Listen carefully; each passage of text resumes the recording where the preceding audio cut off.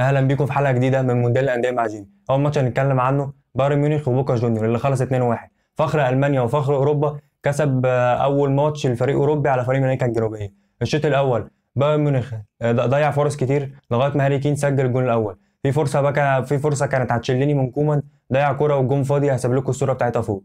الشوط الثاني بايرن نازل ضاغط برده، ولكن بوكا جونيور خطف جون عن طريق ميرنتيل. بايرن بعد جون التعادل فضل مكمل لغايه ما جاب الجون الثاني عن طريق اوليسيه ار2 ارضيه. نجم المباراه كان هاري كين. المباراه الثانيه في المجموعه دي كانت بنفيكا واوكلاند سيتي. مباراه خلصت 6-0. ده مش الغريب. دي ماريا جاب ضربتين جزاء ووصلنا لثامن ضربه جزاء مسجله في البطوله، وبرده ده مش الغريب. باريرو لاعب بنفيكا جاب جونين، ريناتو سانشيز جاب جون، وبافيلدس جاب جون، وبرده ده مش الغريب. الغريب بالنسبه لي اللي الشوط الاول خلص ما بين الشوطين الماتش وقف ساعتين و10 دقايق بسبب الجو، وبعد كده كملنا الشوط التاني عادي. ودي اول مره اشوفها في حياتي بصراحه.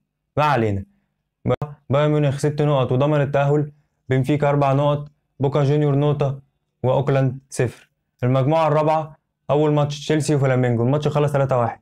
فلامينجو بصراحه دلع تشيلسي في الماتش ده. الشوط الاولاني فلامينجو هو اللي بيضيع، وتشيلسي خطف جون عن طريق نيتو، هجمه مرتده غلطه من المدافع وجاب الجون الاول. الشوط الثاني فلامينجو كمل دلع على تشيلسي، ولكن المره دي ترجموا من الاهداف. الهدف الاول عن طريق هنريكي، الهدف الثاني عن طريق دانييلو باك رايت بتاع السيتي والريال ويوفنتوس لو فاكرينه، والهدف الثالث عن طريق والاس. جاكسون نزل الشوط الثاني لتشيلسي، نزل اتطرد، ودوت كان سادس طرد في البطوله. بصراحه لاعب غبي، اول مره اشوف غباء كده. الماتش الثاني في المجموعه دي هنريكي لاعب فلامينجو. الماتش الثاني في المجموعه دي كان الترجي ولوس انجلوس. الترجي حقق اول فوز للعرب في البطوله اخيرا. الشوط الاول لوس انجلوس ضيع كتير وسجل هدفين وطلع اوف سايد.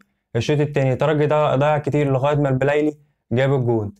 تفتكروا كده الموضوع خلاص؟ لا. في اخر دقيقتين في الماتش ضربه جزاء لوس انجلوس، دخل حطها ضيعها بوانجا وصدها بشير بن سعيد، ودي تالت ضربه جزاء ضيع في البطوله.